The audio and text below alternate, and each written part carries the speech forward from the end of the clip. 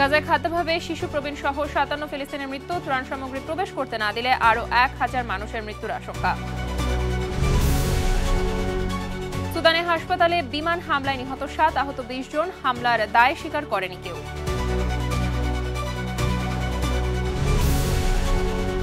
কাশ্মীরের নিয়ন্ত্রণ রেখায় পাকিস্তান ভারত গুলি বিনিময় বন্দর ব্যবহারে দিল্লির নিষেধাজ্ঞার পর পাল্টা পদক্ষেপ ইসলামাবাদের। এবং অস্ট্রেলিয়ার জাতীয় নির্বাচনে আবারও জয়ী লেবার পার্টি, পরাজয় স্বীকার করে বিজয়ী অ্যান্থনি আলবানিজকে বিরোধী দলীয় নেতার অভিনন্দন। বিশ্বজুড়ে ঘটে যাওয়া দিনের গুরুত্বপূর্ণ ঘটনা বলে নিয়ে আরটিভির নিয়মিত আয়োজন সারাদিনের বিশ্ব। আপনাদের সঙ্গে আছে আমি মাহবুবা জারিদা।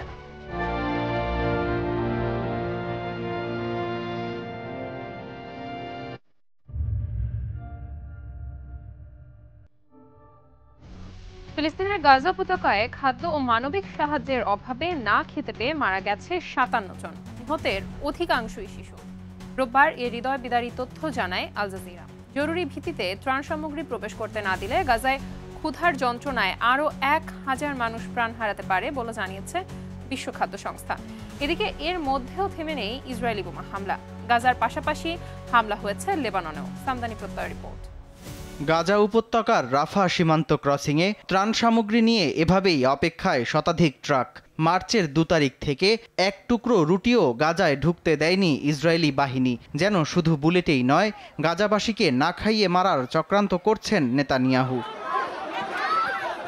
বাতাসে লাশের গন্ধ ভেসে বেড়ানো মৃত্যুপুরী গাজা উপত্যকায় বুলেটের পাশাপাশি ক্ষুধার যন্ত্রণাতেও মারা যাচ্ছে ফিলিস্তিনিরা। রোববার আল জাজিরা জানায়, অপুষ্টি ও ক্ষুধায় গেল দুদিনে প্রাণ হারিয়েছে অন্তত ৫৭ জন, যার অধিকাংশই শিশু। আমাদের দিকে দেখুন, আমি ৫ ঘন্টা দাঁড়িয়ে থেকে এক প্লেট খাবার নিতে পেরেছি। আমরা আর কতদিন এভাবে না খেয়ে থাকবো? আমার পরিবারে এখন মাত্র ২ জন বেঁচে আছে, তারাও হয়তো ক্ষুধার যন্ত্রণায় মারা যাবে। যুদ্ধবিরতি লঙ্ঘন করে গাজায় দ্বিতীয় দফায় শুরু হওয়া হামলা প্রতিনিয়ত তীব্র থেকে তীব্রতর হচ্ছে। শনিবার সকাল থেকে বিভিন্ন প্রান্তে ইসরায়েলি হামলায় উপত্যকাটিতে নিহত হয়েছে কমপক্ষে ৪৫ জন, আহত হয়েছে ১৫০ শতাধিক। এদিকে গাজার পাশাপাশি লেবাননেও সমান্তালে হামলা করে যাচ্ছে ইসরায়েল। শনিবার দক্ষিণ লেবাননের বিভিন্ন এলাকায় একাধিক ড্রোন হামলা চালিয়েছে দেশটি, তবে হতাহতের প্রকৃত সংখ্যা জানা যায়নি। লেবাননের হিজবুল্লাহর সঙ্গে যুদ্ধবিরতির চুক্তি করলেও বিভিন্ন ছলচাতুরিতে তা লঙ্ঘন করে চলছে নেতানিয়াহু প্রশাসন। সামদানি প্রত্যয়, RTV। পূর্ব আফ্রিকার দেশ দক্ষিণ সুদানে হাসপাতালে বিমান হামলায় নিহত হয়েছে অন্তত ৭ জন, ঘটনায় আহত হয়েছেন আরও ২০ জন। শনিবার এক বিবৃতিতে তথ্য নিশ্চিত করেছে চিকিৎসা সহায়তা দানকারী আন্তর্জাতিক সংস্থা ডক্টরস উইদাউট বর্ডার্স MSF। সংস্থাটি জানায়, দক্ষিণ সুদানের উত্তরের শহর ওল্ড ফ্যাঙ্গাকে চালানো এক বিমান হামলায় হতাহতের এ ঘটনা ঘটে। হামলায় শহরের শেষ কার্যকর হাসপাতাল ও ফার্মাসি ধ্বংস হয়ে গেছে, যা আন্তর্জাতিক মানবাধিকার আইনের সুস্পষ্ট লঙ্ঘন। এ সময় সামাজিক যোগাযোগ মাধ্যমে দেয়া এক পোস্টে বোমা বর্ষণ বন্ধ, বেসামরিক নাগরিক ও স্বাস্থ্যসেবা প্রতিষ্ঠানকে রক্ষার আহ্বান জানায় MSF। হামলার পেছনে কারা জড়িত ছিল বা ঠিক কী কারণে হাসপাতালটিকে লক্ষ্যবস্তু করা হয়েছে তা স্পষ্ট নয়। দেশটির সামরিক বাহিনীর পক্ষ থেকেও এ বিষয়ে আনুষ্ঠানিক কোনো মন্তব্য পাওয়া যায়নি। কাশ্মীরে হামলার পর টানা ১০ দিনের মতো সীমান্তে গোলাগুলি করেছে পাক ভারত সেনারা। চরম উত্তেজনার মধ্যে রাজস্থানের সীমান্ত থেকে এক পাকিস্তানি রেঞ্জারকে আটকের দাবি করেছে BSF। এদিকে আবারও ভারতে পারমাণবিক অস্ত্র ব্যবহারের হুমকি দিল পাকিস্তান। পাশাপাশি ভারত বন্দর ব্যবহারে নিষেধাজ্ঞা দেওয়ার পর এবার ভারতীয় জাহাজের উপর নিষেধাজ্ঞা দিল পাকিস্তান। অন্যদিকে ভারতকে $১৩১ মিলিয়ন সামরিক সরঞ্জাম দেওয়ার অনুমোদন দিয়েছে যুক্তরাষ্ট্র। বিস্তারিত রাকিব হাসানের রিপোর্টে।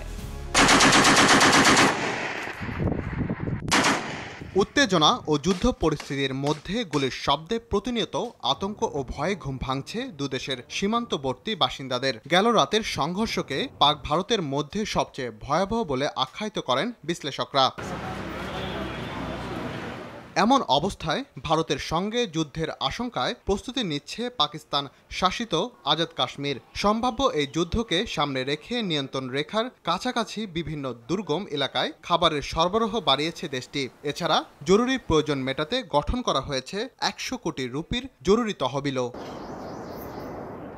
এদিকে রাজস্থানের আন্তর্জাতিক সীমান্ত থেকে এক পাকিস্তানি রেঞ্জারকে আটকের দাবি করেছে বিএসএফ, তবে তার পরিচয় প্রকাশ করা হয়নি। এর আগে গত 23 এপ্রিল বিএসএফের কনস্টেবল পুনম কুমার শাহকে আটক করে পাকিস্তান। সাম্প্রতিক সন্ত্রাসী হামলার ঘটনাকে ভারতের মোদী সরকারের রাজনৈতিক কৌশল বলে আখ্যায়িত করেছেন পাক প্রতিরক্ষা মন্ত্রী খাজা মোহাম্মদ আসিফ। এদিকে ভারতে পারমাণবিক হামলার হুঁশিয়ারি দিয়েছেন রাশিয়ায় নিযুক্ত পাকিস্তানের রাষ্ট্রদূত মোহাম্মদ খালিদ জামালি। তিনি জানান, ভারত হামলা চালালে বা পানি সরবরাহে বিঘ্ন ঘটালে ইসলামাবাদ পারমাণবিক অস্ত্রসহ পুরো সামরিক অস্ত্রাগার ব্যবহার করবে। পাশাপাশি পাকিস্তানি পতাকাবাহী জাহাজের ওপর বন্দর ব্যবহারের নিষেধাজ্ঞার পর এবার ভারতীয় জাহাজের ওপরও একই ঘোষণা দিয়েছে ইসলামাবাদ।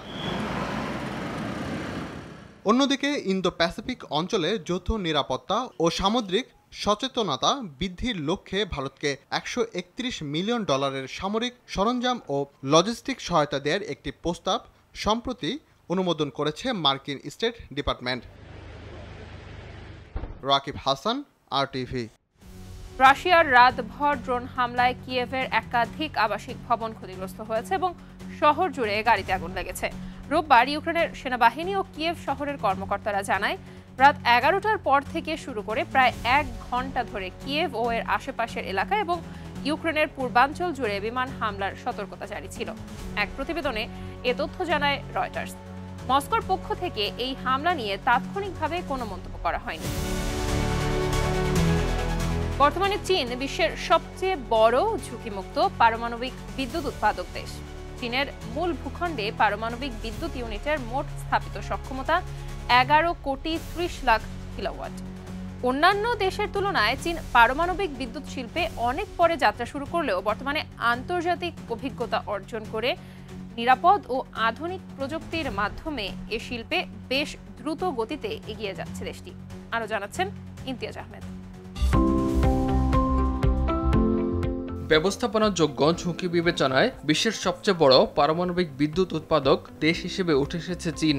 বর্তমানে দেশটির মূল ভূখণ্ডে পারমাণবিক বিদ্যুৎ ইউনিটগুলোর মোট স্থাপিত সক্ষমতা 11,30,00,000 কিলোওয়াট, যা বিশ্বে প্রথম। সম্প্রতি বেইজিংয়ে এক সংবাদ সম্মেলনে দেশটির পরিবেশ ও প্রতিবেশ মন্ত্রণালয় এই তথ্য নিশ্চিত করে।